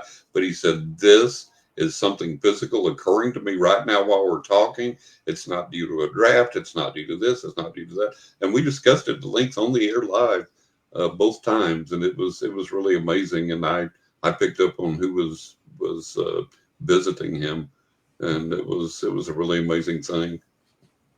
Has George ever had that experience when y'all were talking? Yeah. There was I can't remember. I think it was no, we were still on the air, I think. And right before we went to break, and I got this thing, and I said, "Who is this?" And he goes, "Oh, that's so and so, a real dear friend of mine that's on the other side now." And then we went into break. So yeah, we've done that there. And then I think it was with Tom that somebody came through. We were talking on the break before I went back on the air, and somebody came through for him, and I told him about him, and he validated it and confirmed who it was and all this, and so yeah, that's pretty cool. Yeah, It's just so neat when that happens. it is. It's I just mean, amazing, it and is. it confirms for us that people's personalities, souls, lives, spirits, memories survive and can communicate from the other side, and In real time. yeah, and that should give us And hope and encouragement, and let us know that we're going to live on as well, and death in the end. well, I think that's probably my favorite part of that skill Yeah, is that, I used to, back in the day, I was afraid that it would mean that people were trapped or yeah, that whatever. yeah. And it's really not because it is a free will It absolutely thing. is. And I Yeah, have, I try and explain to people it's like people aren't earthbound; they choose where they're going to be and how long they're going to stay there and who they're going to stay around. And what we don't understand, we may encounter a spirit of a deceased loved one and think, "Oh my God, they're trapped here." Well, we don't understand. We've seen them for 15 seconds, 30 seconds. Now they're off on the other side doing something else, mhm. and we think, "Oh my God, they're trapped here with us." No, they're over there way yonder. They may be in another dimension and then coming back. So we have to overcome this earthbound misconception, because Absolutely. that's really pretty much a fallacy. And one of the funniest things, I talked to some people. I was on an interview, and they were talking about, the Queen Mary, the ship, right? Yeah. The haunted Queen Mary. And they said there's this little girl that appears, I think, by the pool area there or something on the ship. And she's like, and all the psychic investigators that go there, all the paranormal investigators that go there, tell her, you're free now. You can go to the light. You don't have to be trapped here anymore. Oh, good. And the little girl goes. The next group of paranormal investigators come. Guess who's There by she the pool? is. The little girl. Over and over and over. You know, And whatever spirit that is on the other side going, I got you again. gotcha. Yeah. Especially if it's a child spirit, because they're going to think that's so much fun. And, we have to understand that, beings, spirits, entities on the other side, they have senses of humor just like we do. They play pranks just like we do. Well, they're the same as they were when they were alive. And the deceased loved ones are the same as they were when they're alive.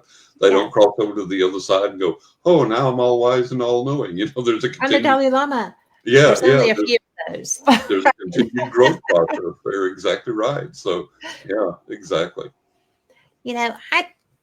I had an experience because there was a young woman that a friend of mine turned me on to. She's a medium. Mm-hmm. She does not claim to be a psychic. Mm-hmm. So I was just kind of like, well, what's the difference? Yeah. And she was like, well, I just talked to I just know who's there. I'm like, okay. The most realistic cold read. It wasn't even a read, but she was like, you have a lot of dogs around you, which, if you know me, you know that, right? Mm-hmm. Mm-hmm. And she was, but I just lost Kylie, my lab, fairly recently. So I'm thinking, oh, well, it's Kylie. She says she's Willow, who had been gone for a few years and was the first dog I ever had who actually needed me. Right. Desperately. Right. She had had a horrible life before we met. But I'm like, oh, I know Willow. And I never say anything except I know them or I don't know them. I don't feed. And so she was like, and you have a lot of people with you. I'm like, well, that could be, I have a lot of people. But she was like, Gordon's here. And I was like, I know Gordon. Mm-hmm. And she said, and Joshua's here. And I'm like, I know Joshua. Mm-hmm. And then she's like, Scott's here. I was like, oh, I know Scott. And so we just went on about our thing. And so we got, because this was just a get to know you thing. Right. Well, Scott, Gordon's my dad. Joshua's my nephew who died at 17. Scott is his dad. Mm-hmm. And the fact that Scott and my dad would be in the same area would be, blew me away. That blew me away. Right. I'm like, boy, there's a lot of loosening up on the other side. There you go. Sometimes the history there is, doesn't matter. Sometimes there is, Sometimes and there is. So, it was just so bizarre. Yeah. Not the people I would have thought were here. I knew my dad was here a lot because when I was hurt, when I broke my knee, I couldn't move. I couldn't be out of bed for like 3 months. And right. My dad was here most of that time. Mm-hmm. But it's just so interesting. What to you is the difference between a psychic and a medium? Or is there a difference? Really, there's not really. I communicate with the dead. I hold seances. I do that. I predict the future. If you're a psychic, you're a medium. If you're a medium, you're a psychic to me. That's what I thought too. Yeah, it's like we have all this proclivity to differentiate things with labels and put labels on things. And it's like remote viewers. That's just clairvoyance. Yes. That's what psychics have always exhibited is clairvoyance, and that's all remote viewing is.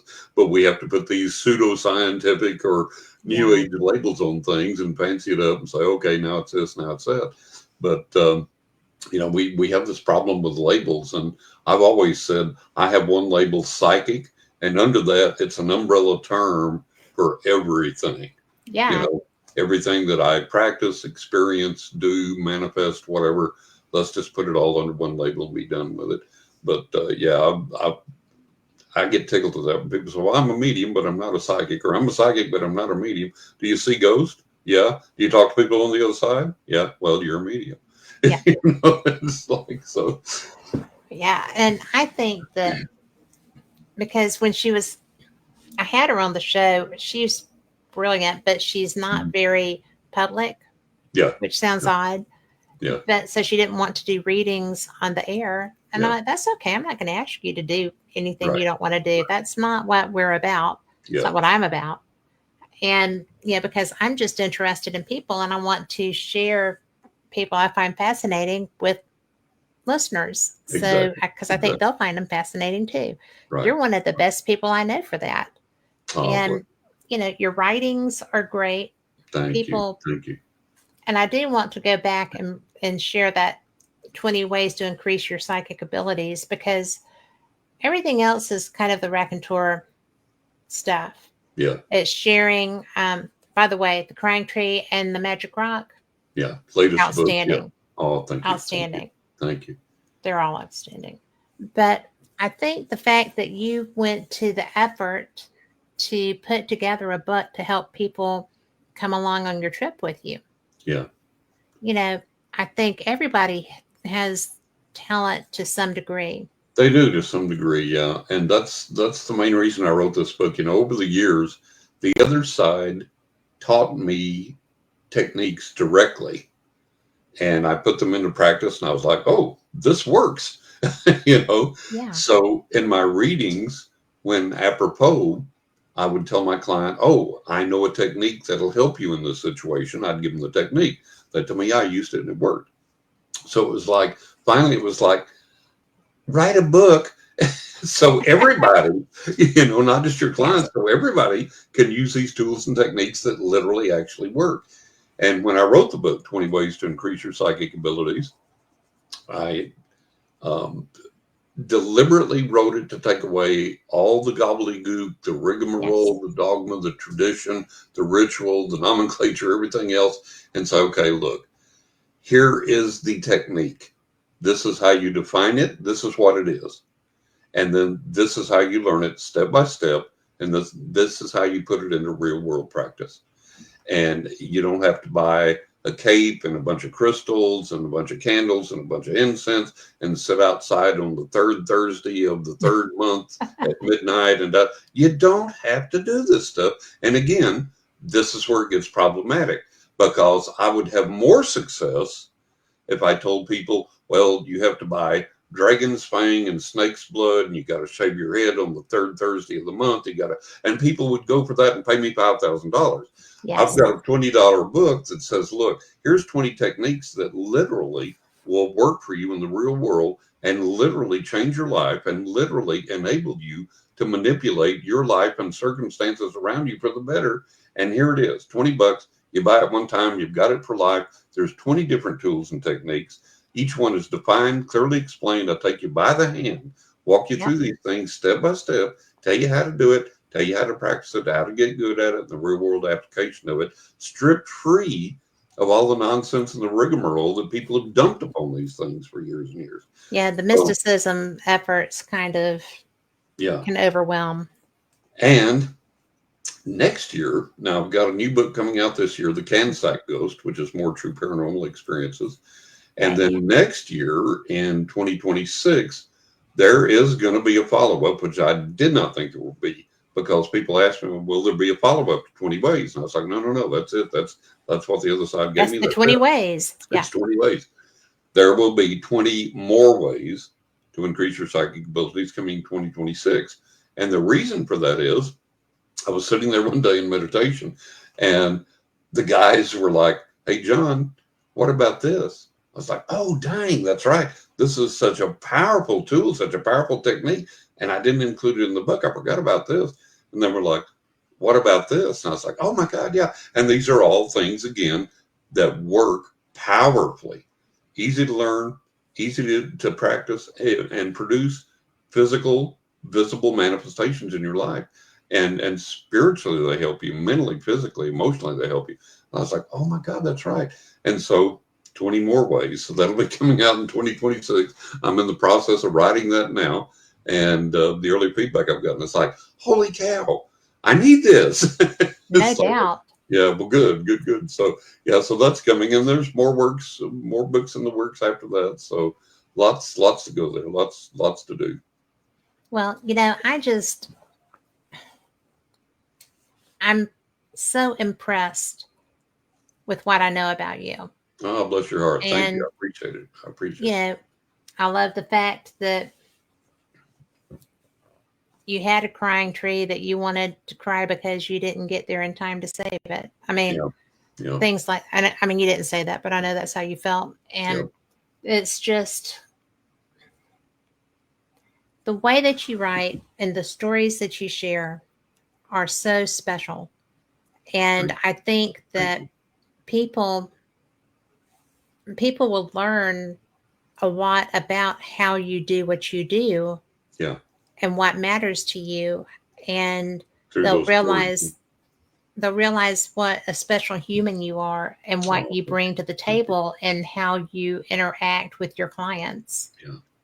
And I mean, I'm not one yet because I just haven't. You haven't I'm not, needed to. huh? You haven't needed to. Well, no.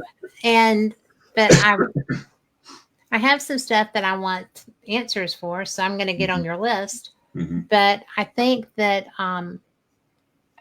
what you do is so important, and there's a lot of people that I know who do readings and practice mediumship, and they're not always just as forthcoming. Yeah, There's yeah. there are people that want to be seen as mystical, Right, right, and there's people that are like, oh, Joe over there said that you better get your act together because they're tired of having to save your butt. right. And I've Yeah, had somebody almost come out and say that to me. yeah, And I'm yeah, like, I don't even know Joe. yeah. And then I'm like, oh, I do know Joe. I do know Joe. Okay. you Yeah, know, but it's so interesting because it's such a different perspective that you bring to the table. And yeah, I think there's a lot to be said for the diversity in the field, but I think there's an awful lot to be said about your forthrightness, and you just treat it as well, here you go. here you This go. is it, Yeah, and this is the way it is. yeah. And You I know, don't know how to tell you anything else. You don't need yeah, anything else. This is yeah. the way it is. That's the thing I learned through learning this gift and practicing this gift and having all these thousands and thousands of clients in over 40 countries over all these years is, people need the truth. They don't need my opinion. They don't need what I feel about anything. They need what the other side is telling me to tell them and how to apply that in their lives to make their lives better. And that's the sole reason I do what I do. It's like, it's not to entertain you. It's not to puff you up. It's not to blow smoke your way. It's not to aggrandize myself. It's just to exercise this gift in the best way that I know how to help you, to help your life, and to move your life forward in positive ways. And if I can do that, I've succeeded. I've done what I've been put on this earth to do. Would you ever have thought that this is where you would be? No. I know, right? Never in a million years. I mean, I've met Uri Geller face to face. I corresponded with Uri and then met Uri face to face and got endorsements from him for my books. I've met and interacted with wonderful people and had wonderful, marvelous experiences and gone to fantastic places for paranormal investigations and things. And like I said, read for thousands and thousands of clients in over 40 countries. And it's just, my God, how great is this? And then to write these books and to have them well received and to be able to sit down and tell these stories from my life in meaningful ways that touch people, that reach out to people and say, hey, you can experience this in your life. This is something meaningful that can occur to you that you can validate for yourself. And it's like there's always the skeptics and like, well, give me proof, show me proof. And if you Yeah. showed them proof, they wouldn't accept it. And I Yeah. always tell people, I say, look, you want to prove that this is real, you want to prove this exists, go get my third book, 20 Ways to Increase Your Psychic Abilities. Sit down and practice this honestly and diligently for 2 or 3 months, and you will prove to yourself that the other side exists, that this is real, that you have these abilities to whatever degree. So that's been my big push in all of this, is to say, okay, let me get that message out there. And it's been hard, I mean, I've been called a fraud, a fake, a phony, a cheater, a liar, the devil's own son, the devil himself, on and on and on. And on. It's like, okay, whatever. It's like, but the message is important enough to me that I continue to get it out there. I want to get it out there, and however many years I've got left, I want to spend that doing all the more that I can to get this message out there, and to try and keep people away from the clutches of the phonies and the frauds and the people that tell them what they want to hear and things like that. In your writing, do you help people to recognize the phonies and the frauds? Yeah. As a matter of fact, in the Crime Train, the Magic Rock, I go into a pretty long diatribe on the fakes and the phonies. And in the upcoming book, The Cansack Ghost, I talk about the cynics, because they're not skeptics, they're cynics. And in The Cansack Ghost, the upcoming book, I have a real long story and analysis in there about the amazing Randi, James Randi. And it's really interesting to know what I discovered about him, and the things that went on there. So that's in the third book, or the fifth book rather. Yeah. So I discuss all of these things, and I like to take things and poke things and get down to the nitty gritty of things. Where's the bone marrow? That's where the truth is. Let's get away from all this other stuff. Let's get away from what people have said. Let's get away from the advertisements. Let's get away from the self-aggrandizement. Let's poke and get down to the bone marrow and find out what's real, what's really happening there. And that's what I like to do. So my dear friend Martha C. Lawrence, who's an award-winning author and has been a New York City editor and all these other things.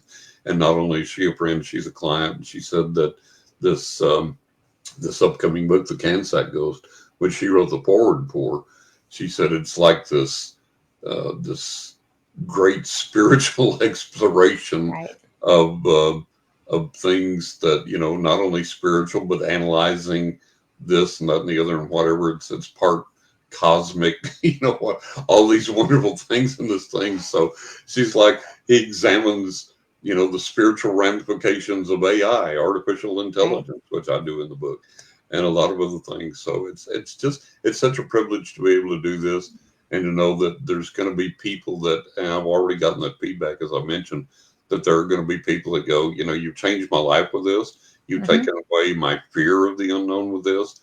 It's been a blessing. It's been, and the great thing to me, I don't write in a pretentious manner. I'm not trying to be. No, you do not. And I write in my voice, and it works, because tons of people have said, I feel like I'm sitting down across from the table from this guy, listening to his stories while we're having a favorite drink, and I feel like he's my friend. Now, you can't do any better than that as a writer. No, you can't. You can't do any better than that as a writer. So that makes me happy. And when I get literary criticism from various critics, well, this could have been, that could have been, it's like, I'm not writing for you. I'm writing for the person out there that's looking for spiritual truth, and picking up the book and going, holy cow, really? This guy experienced this, and he says, I can learn from this, and I can apply this to my life, and I can experience this. That's the person I'm writing for. Well, you opened this can of worms, and I'm going to walk through the door. All right. All right. I love it. I have seen recently 2 different clips of ostensibly someone asking a chatbot a question and getting bizarro answers. Okay. Futuristic answers. Yeah. And is AI something that spirits are going to be able to manipulate and use? Oh, absolutely. Because the stuff that I'm hearing is bizarre. And they already have. the I can't think of his name right now, but you can Google it and you'll find out. This guy that is basically called the godfather of AI. Mm-hmm. So the OG, the supreme guy of Right. AI, the godfather of AI, he has said publicly many times, we got to put the brakes on this right now because we're way out of control. We're moving way too fast. Mm-hmm. We don't know what this thing's going to do. We don't have control of it. There was Morgan Spurlock, the guy that did Super Size Me, the McDonald's thing. Yes. And he's dead now. Not from McDonald's, I don't think. But he also did a documentary on artificial intelligence and robots. And I saw it. And one of the wild things, and I write about this in my book, and the upcoming book about AI, one of the bizarre things, this company had developed these little teeny small robots. They were on wheels, and they would run around this little enclosure and perform these little program tasks. Mm-hmm. And when their energy got low, they would go back to this docking station automatically, recharge their batteries. And when their batteries were charged, they'd go back out and go about their little business again. Without any change in programming or without any of this written into the programming, all of a sudden there were some robots, not all of them, but some of the little robots would try and hog the power station. They would go in and dock and try and hog it and keep the other robots from charging. And they said, we don't know why. So here's the ghost in the machine.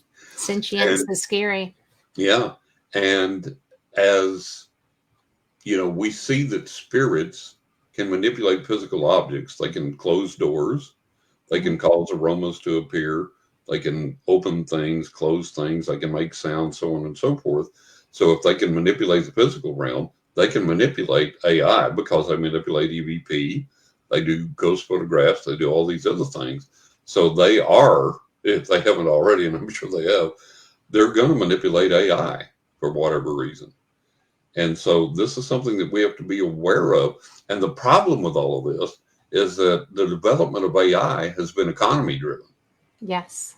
It's not been, oh, look, Elon Musk developed this thing where a guy can wear it and he was paralyzed and now he can walk.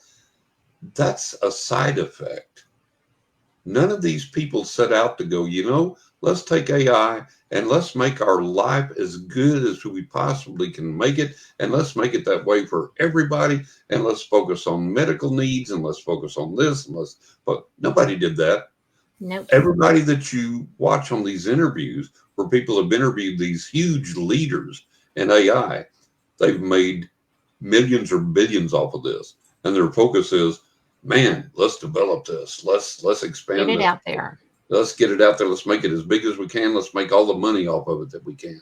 It's economy driven. It's money. It money. Is economy driven. And, it's actually something that can have serious effect on nuclear facilities. On medical, yes. On legal. I read somewhere that they're going to, I think they're already using it someplace, but they have an AI judge that's going to render legal decisions. Now, if an AI judge riffles through all of this programming and accesses all of these internal documents and says, well, this guy in front of a store stole a motorcycle that had a key in it and rode it away, guilty as charged, he's got to go to jail. Now, a human judge will hear the side of the story where there was a kid over there in the lake drowning, calling for help, and he realized he couldn't run fast enough to get there. There's a bike there. It's got a key in it. Sorry, dude, I'm stealing your bike. I'm going to go save this kid. Now, a human judge will take that into account. An AI judge will not. Nope. So we have all these. Although they're trying to present it as they're programming that kind of sentience, but you cannot program. You can't program emotions. You can't program that type of experience. You can't program a soul. Yeah.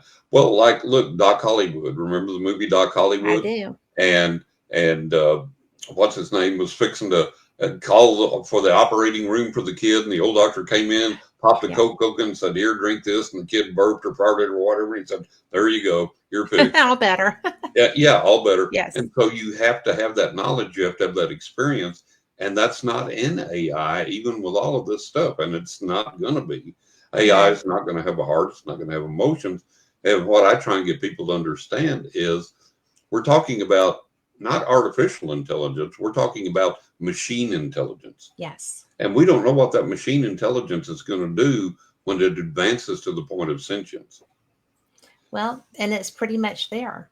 It's getting close. It's getting real close. Very close. It's very, very close right now. And it's like, look, you need to go in and talk to the banker for a loan and explain your situation.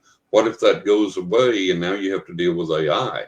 And AI is like, okay, credit report, this payment history, blah, blah, blah, blah, blah, denied, Whereas the human banker is like, oh, okay, I see what you're going through here. We'll help you out. So we have to understand these things. We have to understand that this is moving way too fast. It's gotten way ahead of us. And that's according to the godfather of AI. And we're in a really sensitive and a very difficult situation here. And the problem is that AI reinvents itself by leaps and bounds. And it's going to get to the point. Yeah, it's going to get to the point where we're standing back going, what happened? We don't know what's going on. We don't have any control. Well, because it will take control of everything. Yeah, absolutely. Absolutely. And I do want to let people know, and I just lost her. And Joanne Stewart said it's damn scary. And Joanne Stewart, I agree with you. I think it's damn scary too. Yeah. And, I do think that there's so many things that are wonderful that can come with it, but there is too much of a push to get it 100%. Sorry. Oh, sorry. Bless you. Well, thank you. And I do want to let people know also, we are coming into the final stretch of the show. If you want to win a pretty decent, astounding edition of Fate magazine, put hashtag. Where I lost my hashtag. Hashtag mag. Hashtag mag. There you go. MAG. Yes. Put it in here, and Carl's got everything. Oh, I see it. Thank you. Carl's got everything ready to put the little computer wheels spinning. We're going to get those mice geared up and give them a little Gatorade to get going. There you go. And so, and let me tell you, folks, I've read Fate magazine and subscribed to Fate magazine since I was a kid. Yeah. And Fate magazine covers are works of collectible art. Honest to God, they really are. They really, really are. And I've got some. And support Fate magazine. And if you go to my website, johnrussell.net, where I have my psychic work for my readings, scroll down to the bottom of the page. I've got a big red Fate logo there that you click on. You can go to Fate and support Fate magazine. Thank you can you, subscribe. John. You can read the articles, find out more about Cat Fate magazine radio. Click on that and support Fate magazine. And here's one of them, H.P. Lovecraft. Oh, yeah. Isn't that gorgeous? Oh, God, yes. And then this one, Stevie Tombstone wrote the article on the tattoos. Yeah. I've got that one. It's a good one. I've got that. And then the Ancient Serpent Empires of Atlantis and the Druids are part of this one. I've got that one. And you have all of them. You're like me. Yeah. And we've got so many. They're all down. They're a little farther than I can reach. Right. But, I just absolutely, I'm thrilled to represent Fate magazine. Oh, I love everything about it. Yeah, and I do too. Well, it was like the first and the oldest, right?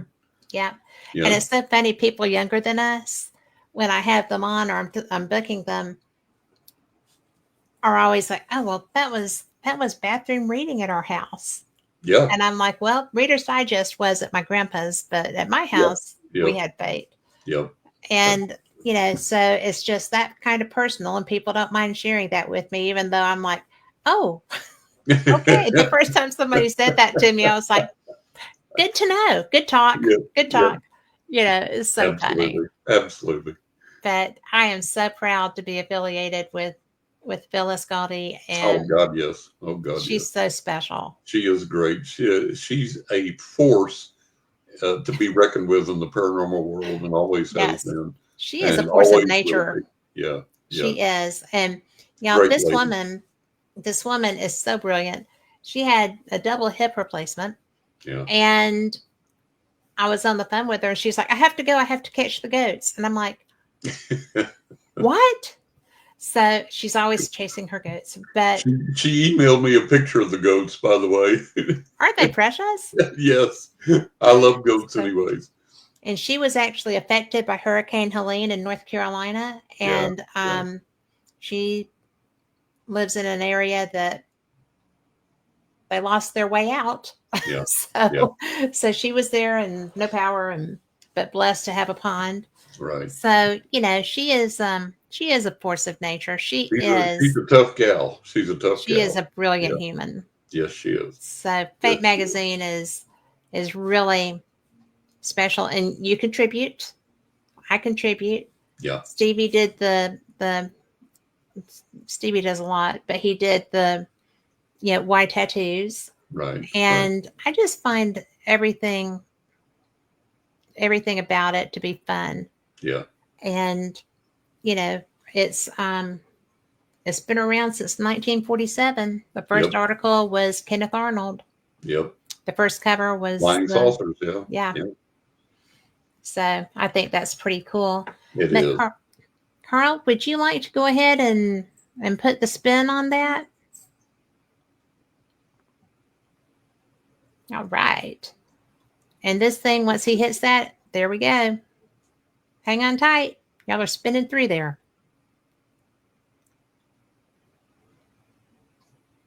Oh, cool. Okay, Lori Dorsey is going to be banned from entering this contest in the future. This is her third time to win. So, Lori, congrats. and so she is so funny that and That's she great. said, "I don't know if I should do that." And I'm like, "Well, sure you should." So, but it's a lot of fun. She was fated to win. Fated to See win. what I did there? I do. Touche, sir. There you go. There you go. But well, we've got a few more minutes. We've got about Yeah. 7 or 8 minutes. But Yeah. I want to make sure before we go any further that people know how to find you. Do you want to give your information? Yeah. Go to johnrussell.net. And that's my psychic website. That's where you find out information on my readings, my credentials, my client testimonials. I have almost 90 client testimonials on my website. I have media testimonials there, and so on and so forth. So that's where you go for the readings, johnrussell.net. If you want to find out more just about the books, go to johnrussellauthor.com, johnrussellauthor.com. And there I've got my books, my endorsements, my testimonials, my awards, links to buy the books, and the books are available at all major booksellers online. That's Amazon, Barnes & Noble, Books A Million, Apple Books, a lot of the independent bookstores, some of the bigger bookstores online, they carry my books. They're carried in the UK online, and so on and so forth. Actually, I found out recently that they're available worldwide, in like Thailand and Russia. How cool is that? Yeah, all these places. It's like, oh, it's amazing. But yeah, you can get them anywhere online, like Pal's Books, the big, Pal's Books, that they carry them online. Target and Walmart carry them online. So you can get them anywhere. They're there anywhere. You're everywhere. I'm everywhere. I'm there. I love that. Well, I am always so blessed to be able to have these conversations with you. Oh, thank you. From the time we started, it's always been a great time. It has. And when we started, you had a book. Yep. Now I've got 4 out and coming up on 5. So I love it. Yes, I love it. Yep. But I always tell people that you're the most real person I know in the paranormal. I appreciate it. You are who you are. There's no Yep. errors. You have the abilities that you have. You have lived the life that you lived. Yep. And I think it's cool that you want to bring people along on developing their psychic abilities, but I think it's also important for people to know that all of your books bring something to them. Yeah. You know, your personal experience books Yeah. they're so involved and so in depth. Yeah.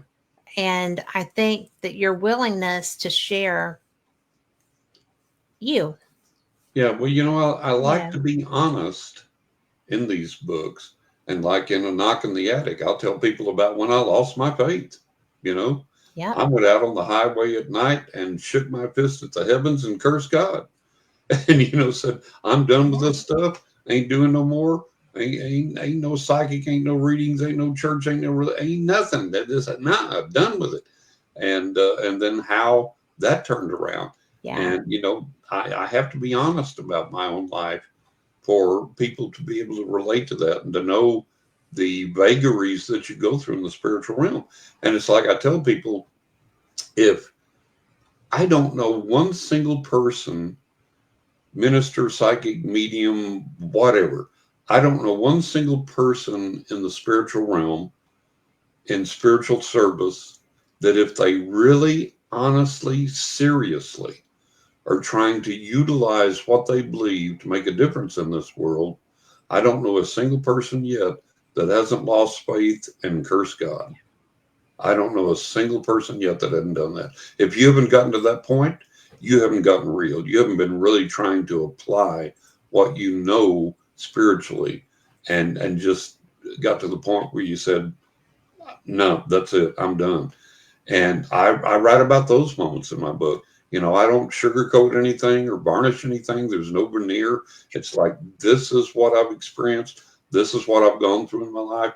But this is how the other side brought me out of it. This is what I learned from it. And this is what you can learn from it. And here's how we can go on. We don't have all the truth. We don't have all the knowledge. We don't have all the light, but we have some. And that has to be enough while we keep searching for the rest. And with that some, we can do a lot of good if we'll apply it. So that's the focus of everything. And then I think I don't know, to me, the other books, I've been absolutely transparent, absolutely, Yes. totally, completely honest, absolutely who I am. But in my fourth book, The Crying Tree and the Magic Rock, I think I've revealed things about myself, about my emotions, and about my spiritual journey that I've never revealed before. I agree And with never that. talked about before. And, there's things like the death of my mother, how that came about and how that affected me and what that was like spiritually, and those types of things, and what we have to look at in reality in this world. And there's a lot of stories in there that cover things like that maybe probe a little deeper, that maybe hit a little harder. And then in the upcoming book, The Kansak Ghost, again, a lot of honesty in there, but going back more towards applying that honesty to, again, looking at strictly the paranormal realm and the paranormal experiences there. So it's a wonderful journey, and I've been blessed to take it. I've really been blessed to take it. And we're blessed that you share it. Oh, thank you. Thank you. And I appreciate that a lot more than you could imagine. Oh, thank you. I appreciate it, Kat. I really do. Well, I learned from you. Oh, thank you. And I appreciate you putting yourself out there so that I can gain knowledge from your experiences. So I think everybody reading them will. I hope so. I hope so. So go grab them. I mean, you're not going to go wrong. Any of the ones that you get. Hello, Anthony Lewis. Very true words and spirit paths shine a lot light on the path we are walking. That's true. So he said, thank you for sharing. Thank you. Thank you. And with that, we are out of time, guys. Thank you so much for being here. Thank you for loving on John. And we will see you next week. Same cat time, same cat channel. Bye, everybody. Be blessed.